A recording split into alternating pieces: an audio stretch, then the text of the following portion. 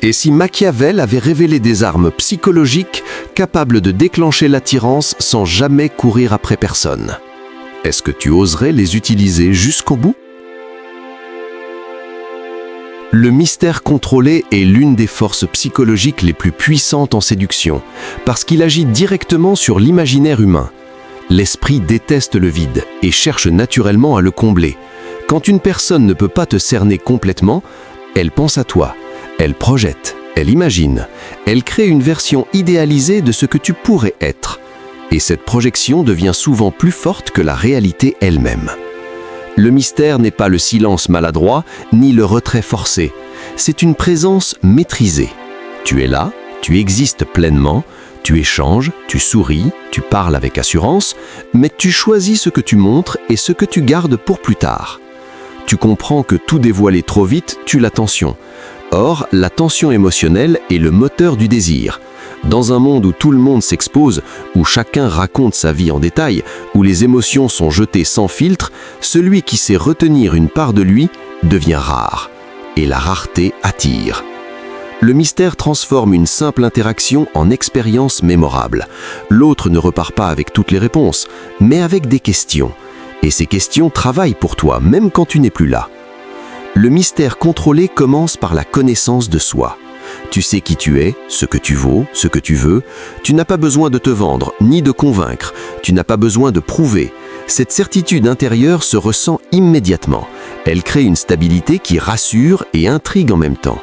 Tu ne cherches pas l'attention, tu la laisses venir. Quand tu parles, tu ne racontes pas tout. Tu partages des fragments. Tu laisses entendre des expériences sans entrer dans tous les détails. Tu évoques des passions sans les expliquer entièrement. Tu montres qu'il y a de la profondeur derrière les mots. Et cette profondeur donne envie d'explorer. Le mystère agit aussi dans le rythme.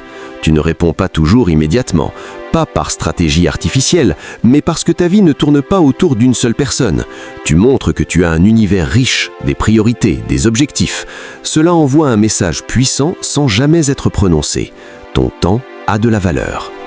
Le mystère contrôlé t'empêche de tomber dans le piège de la surjustification.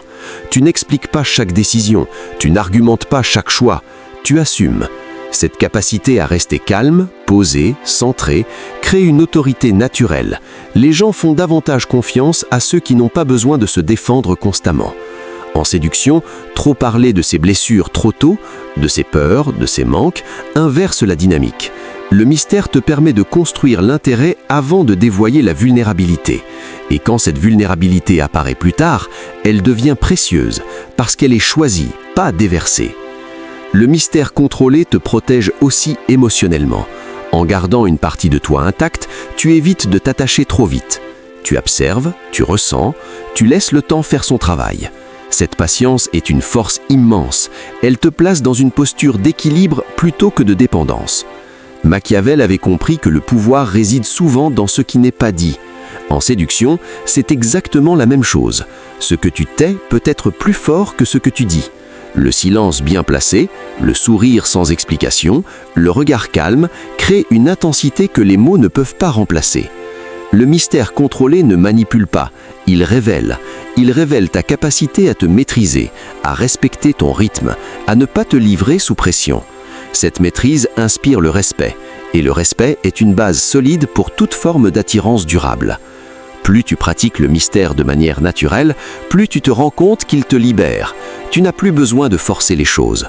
Tu laisses l'autre venir à toi, tu laisses l'intérêt se construire, tu laisses la curiosité faire son œuvre. Le mystère te rend mémorable parce que tu ne ressembles pas aux autres. Tu ne te livres pas comme un livre ouvert dès la première page. Tu es un chapitre qu'on a envie de lire lentement. Et dans un monde pressé, cette lenteur devient un luxe. Lorsque tu comprends cela, ta posture change, ta voix devient plus posée, tes gestes plus calmes, tes paroles plus choisies. Tu dégages une présence qui n'a pas besoin de s'imposer, et cette présence marque profondément. Le mystère contrôlé est une discipline intérieure. Ce n'est pas un jeu, c'est une façon d'être, une façon de respecter ton énergie, ton histoire, ton identité.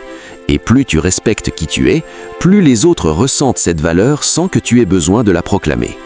C'est ainsi que le mystère devient une arme psychologique puissante, non pas parce qu'il cache, mais parce qu'il révèle au bon moment.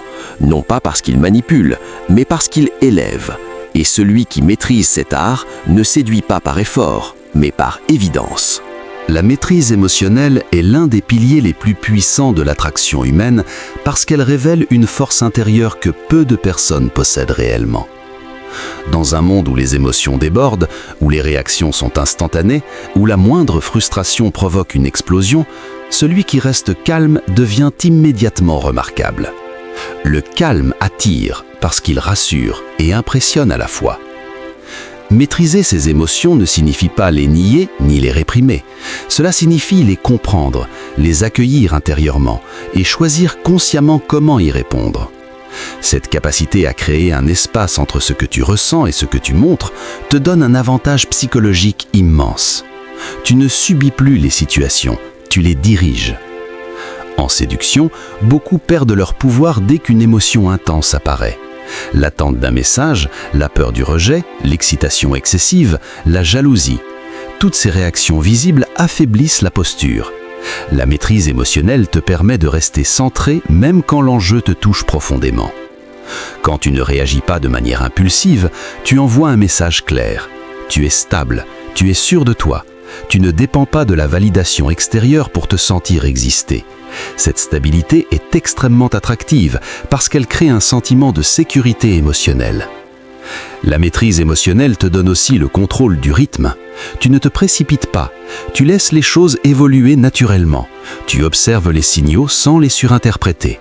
Tu évites les montagnes russes émotionnelles qui fatiguent et font fuir. Ta constance devient un repère. Machiavel avait compris que celui qui se laisse gouverner par ses émotions devient prévisible et donc vulnérable. En séduction, la prévisibilité excessive tue le désir. La maîtrise émotionnelle te permet de rester imprévisible sans être instable. Tu restes cohérent tout en gardant une part de mystère. Cette maîtrise se manifeste dans les petites choses. Ton ton de voix reste posé même en cas de désaccord. Ton regard ne fuit pas quand une tension apparaît. Ton corps reste détendu. Ces signaux non-verbaux parlent plus fort que n'importe quel discours.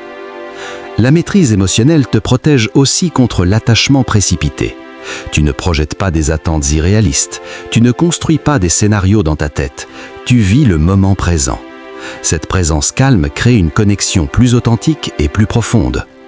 Quand l'autre sent que tu ne cherches pas à contrôler ou à posséder, il se sent libre. Et paradoxalement, cette liberté renforce l'attirance. La maîtrise émotionnelle ne crée pas de pression. Elle crée un espace où l'autre peut venir sans contrainte. Elle te permet également de gérer le rejet avec élégance. Tu ne prends pas les choses personnellement. Tu comprends que tout ne dépend pas de toi. Cette maturité émotionnelle laisse une impression durable. Même un refus peut renforcer le respect si tu le gères avec calme. La maîtrise émotionnelle te rend cohérent. Tes paroles, tes actions et tes émotions vont dans la même direction. Il n'y a pas de contradiction. Cette cohérence est perçue comme une forme d'authenticité forte. Les gens font confiance à ceux qui sont alignés. En cultivant cette maîtrise, tu développes aussi une autorité naturelle. Tu n'as pas besoin d'imposer. Ta simple présence suffit à poser un cadre. Cette autorité douce est bien plus puissante que la domination ou l'agressivité. La maîtrise émotionnelle demande de la pratique.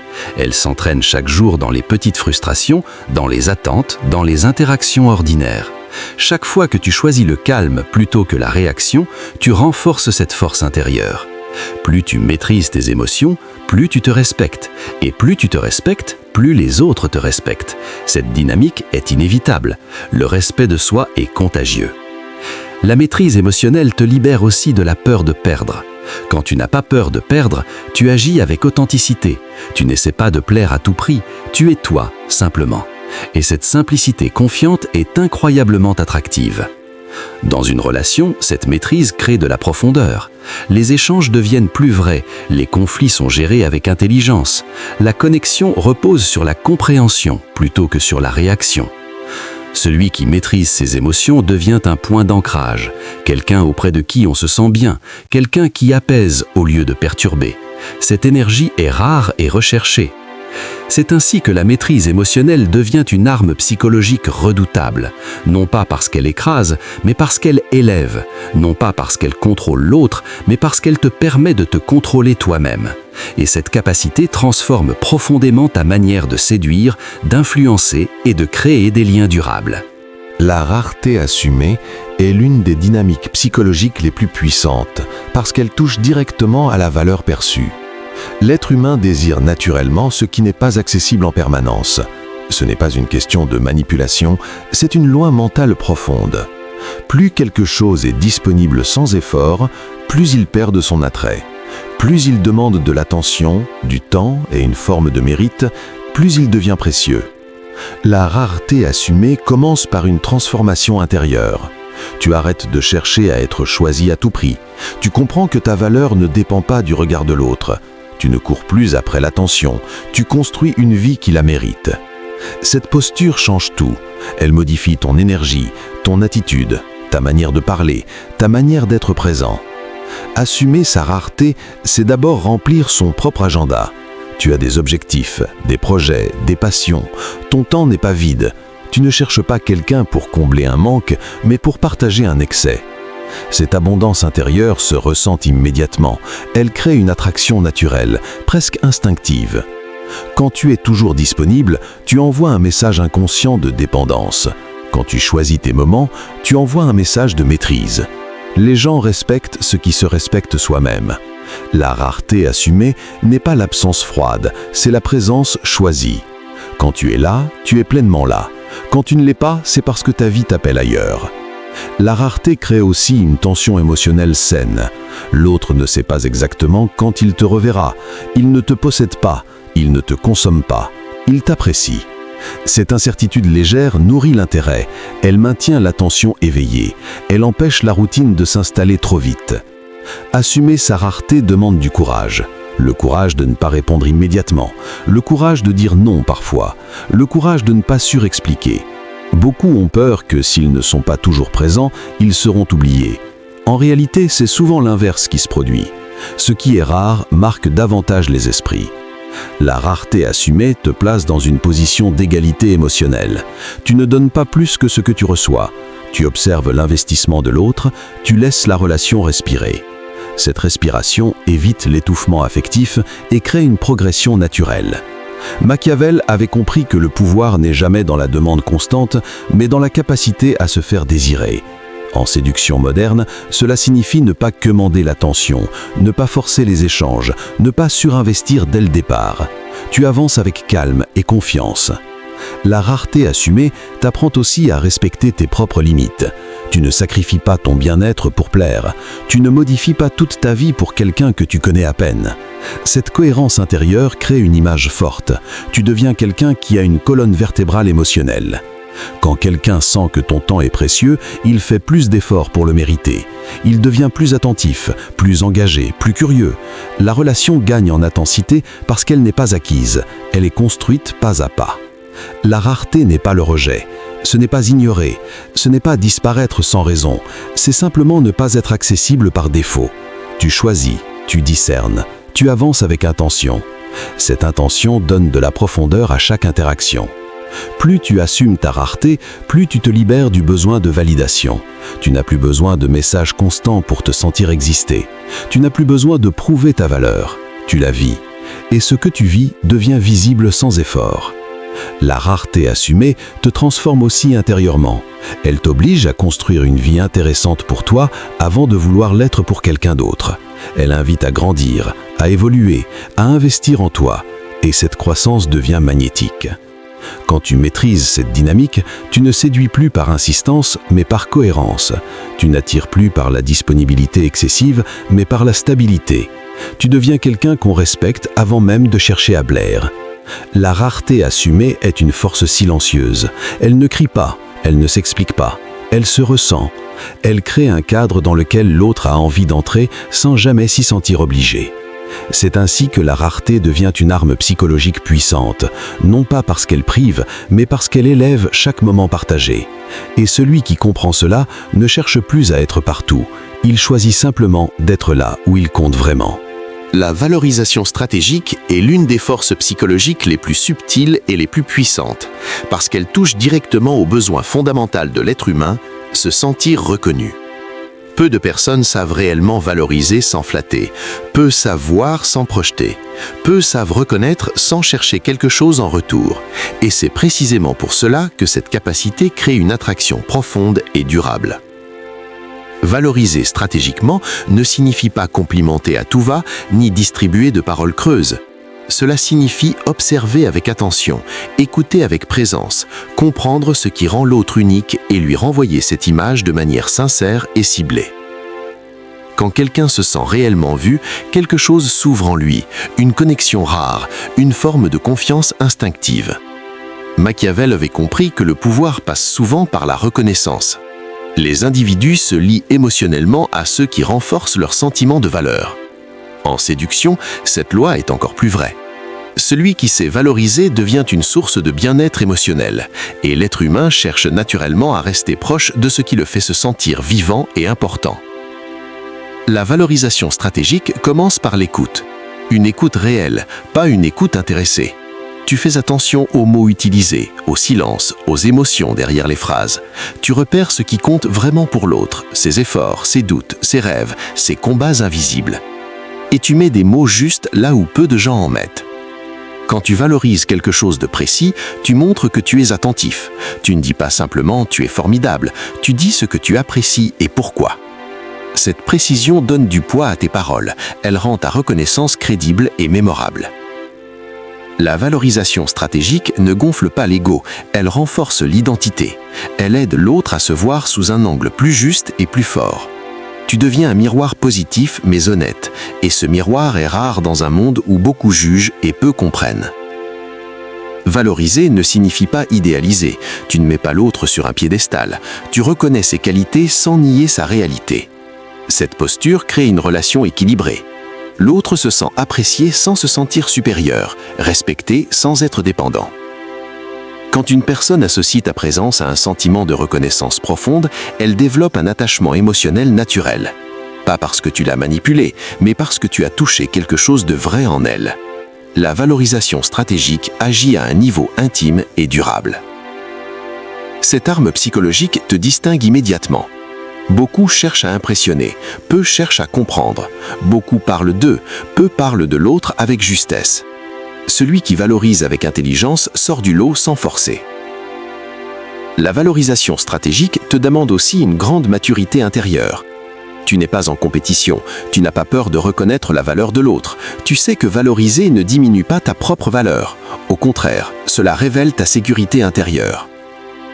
Plus tu valorises avec sincérité, plus tu deviens une présence apaisante. Les échanges deviennent plus profonds, plus authentiques. L'autre baisse ses défenses. Il se sent en sécurité pour être lui-même. Et cette authenticité crée une attraction puissante. Valoriser stratégiquement, c'est aussi savoir quand ne pas valoriser. Ne pas flatter pour obtenir, ne pas complimenter pour manipuler. La retenue donne encore plus de poids à tes paroles quand elles arrivent. Elles deviennent rares et donc précieuses. Cette dynamique renforce ton charisme. Tu deviens quelqu'un dont les mots comptent, quelqu'un dont la reconnaissance a de la valeur, parce qu'elle n'est ni automatique ni intéressée. La valorisation stratégique transforme aussi la relation dans le temps. Elle nourrit la confiance, elle renforce le lien, elle crée un climat émotionnel positif où chacun se sent respecté et compris. Ce climat est la base de toute attraction durable. En pratiquant cette valorisation, tu développes aussi ta propre intelligence émotionnelle. Tu deviens plus observateur, plus empathique, plus présent. Et ces qualités te servent bien au-delà de la séduction. Elles élèvent toutes tes relations. Valoriser quelqu'un, c'est lui dire sans mots qu'il compte. Et peu de choses sont plus puissantes que ce message. Quand il est authentique, il marque profondément. La valorisation stratégique n'est pas bruyante, elle est calme, elle est précise, elle est juste, et c'est pour cela qu'elle fonctionne. Elle ne force rien, elle révèle ce qui est déjà là. Celui qui maîtrise cet art ne séduit pas par démonstration, mais par connexion. Il ne cherche pas à être admiré, mais à comprendre, et paradoxalement, c'est cette posture qui crée le plus fort impact émotionnel. Ainsi, la valorisation devient une arme psychologique redoutable, non parce qu'elle contrôle, mais parce qu'elle élève, non parce qu'elle prend, mais parce qu'elle donne. Et celui qui sait faire sentir à l'autre qu'il est vu, reconnu et respecté, laisse une empreinte que le temps efface rarement.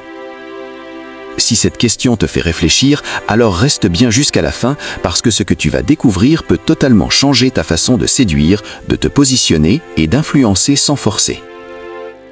Dis-moi en commentaire quelle arme psychologique t'a le plus surpris ou quelle aile tu utilises déjà sans le savoir.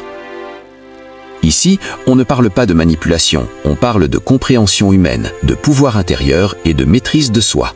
Et plus tu comprends ces règles, plus tu reprends le contrôle.